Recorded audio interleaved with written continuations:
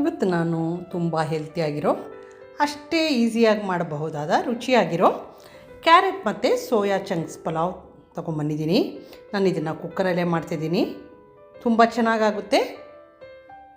Hi everyone, welcome to Hema's hobbies and kitchen.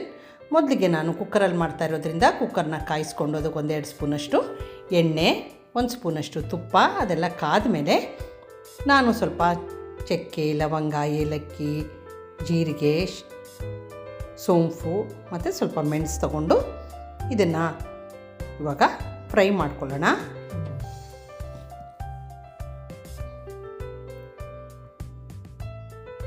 Fry ಎಲ್ಲ ಆದಮೇಲೆ 2 ಈರುಳ್ಳಿ ಥರ ಸ್ಲೈಸ್ ಮಾಡಿರೋದು ಹಾಕೋತಾ ಇದ್ದೀನಿ.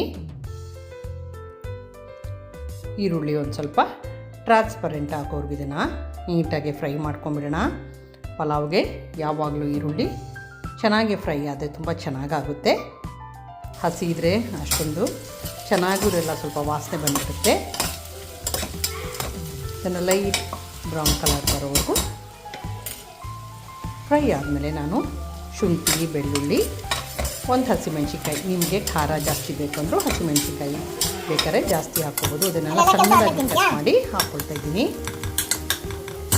ಇವಾಗ ಇದನ್ನು ಎಲ್ಲ ಚೆನ್ನಾಗಿ ಹೊಂದ್ಕೊಂಡ್ಮೇಲೆ 1 ಟೊಮ್ಯಾಟೊ ಕಟ್ ಮಾಡಿರೋದು ಹಾಕ್ಕೊಳ್ತಾ ಇದ್ದೀನಿ.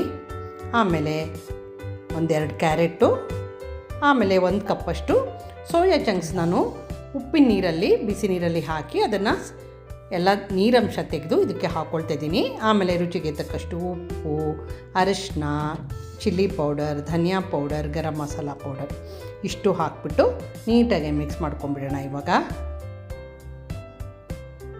ತುಂಬ ಟೇಸ್ಟಿಯಾಗಿರುತ್ತೆ. ಇದನ್ನು ನಮ್ಮ ಅತ್ತಿಗೆ ಮಾಡ್ತಾಯಿದ್ರು, ನಾನು ಅದನ್ನು ನೋಡಿ ನಾನು ಈ ಥರ ಮಾಡ್ತಾಯಿದ್ದೀನಿ. ಅವ್ರು ಹೇಗೆ ಮಾಡ್ತಾಯಿದ್ರು ಗೊತ್ತಿಲ್ಲ, ಬಟ್ ನಾನು ಈ ಥರ ಮಾಡ್ತಾಯಿದ್ದೀನಿ. ತುಂಬ ಚೆನ್ನಾಗಾಗುತ್ತೆ, ಹೆಲ್ತಿ ಕೂಡ ಅಲ್ವಾ. ಕ್ಯಾರೆಟು ಇರುತ್ತೆ, ಸೋಯಾನಲ್ಲಿ ತುಂಬ ಪ್ರೋಟೀನ್ ಇರುತ್ತೆ. ಯಾರೆಲ್ಲ ನೋಡ್ತಾ ಇದ್ದೀರೋ ಇಷ್ಟ ಆಗಿದರೆ ಲೈಕ್ ಮಾಡಿ, ಕಾಮೆಂಟ್ ಮಾಡಿ, ಶೇರ್ ಮಾಡಿ. ಆಮೇಲೆ ನಾನು 1 ಸ್ಪೂನಷ್ಟು ಮೊಸರು ಹಾಕಿ ಅದನ್ನು ನೀಟಾಗಿ ಹೊಂದ್ಕೊಳ್ಳೋ ಥರ ಮಿಕ್ಸ್ ಮಾಡ್ಕೊಂಡ್ಮೇಲೆ 1.5 ಕಪ್ಪಷ್ಟು ಬಾಸ್ಮತಿ ರೈಸ್ ತೊಗೊಂಡಿದ್ದೀನಿ. ನೀವು ಯಾವ ರೈಸ್ ಯೂಸ್ ಮಾಡ್ತೀರೋ ಅದು ಬೇಕಾದ್ರೂ ತೊಗೋಬೋದು. ಆಮೇಲೆ ಬಾಸ್ಮತಿ ರೈಸ್ ಹಾಕಿದ್ಮೇಲೆ ಒಂದು ನೀಟಾಗಿ ಮಿಕ್ಸ್ ಮಾಡ್ಕೊಂಡ್ಬಿಟ್ಟು ಇದನ್ನು 1-2 ನಿಮಿಷ ನಾನು ಮುಚ್ಚಿಬಿಟ್ಟು ಹಾಗೆ ಬೇಯಿಸ್ಕೊತಾ ಇದ್ದೀನಿ. ನೋಡಿ, ಇವಾಗ 1-2 ನಿಮಿಷ ಆದಮೇಲೆ ಇದಕ್ಕೆ ಕೊತ್ತಂಬರಿ ಸೊಪ್ಪು ಮತ್ತು ಪುದೀನ ಹಾಕ್ಕೊಂಡು ಇದನ್ನು ನೀಟಾಗಿ ಒಂದೇ ಸಮಕ್ಕೆ ಮಿಕ್ಸ್ ಮಾಡ್ಕೊಂಡ್ಬಿಡ್ತಾ ಇದ್ದೀನಿ. ಆಮೇಲೆ ಇದಕ್ಕೆ ತಕ್ಕನಾಗಿ ನಾನು 1.5 ಕಪ್ ಅಳತೆ ತೊಗೊಂಡಿರೋದ್ರೆ 2 ಕಪ್ಪಷ್ಟು ಬಿಸಿನೀರು ಹಾಕ್ಕೊಂಡಿದ್ದೀನಿ. ನಾನು ಯಾವಾಗಲೂ ಪಲಾವ್ಗೆ ಬಿಸಿನೀರೇ ಹಾಕ್ಕೊಳ್ಳೋದು, ನೀವು ಅದೇ ಥರ ಹಾಕ್ಕೊಳ್ಳಿ. ತಣ್ಣೀರು ಹಾಕೋದ್ರಿಂದ ಸ್ವಲ್ಪ ಲೇಟಾಗಿ ಹೋಗುತ್ತೆ, ಆಮೇಲೆ ಒಂಥರ ಸಡನ್ನಾಗಿ ತಣ್ಣಗಾಗ್ಬಿಡುತ್ತಲ್ಲ ಅದರಿಂದ. ಆಮೇಲೆ ಇವಾಗ ಮುಚ್ಚಿಬಿಟ್ಟು 1-2 ವಿಷಿಲ್ಲು ಇದನ್ನು ಉಗಿಸ್ಕೋಬೇಕಾಗುತ್ತೆ. ಇವಾಗ 2 ವಿಷಿಲ್ ಬಂದು ತಣ್ಣಗೂ ಆಗಿದೆ ಕುಕ್ಕರ್, ನೋಡ್ತಾ ಇದ್ದೀರಲ್ಲ. ನೋಡಿ, ಈ ಥರ ಆಗುತ್ತೆ. ತುಂಬ ಹೆಲ್ತಿಯಾಗಿರೋ, ತುಂಬ ಈಸಿಯಾಗಿ ಮಾಡೋ ಅಂಥದ್ದು.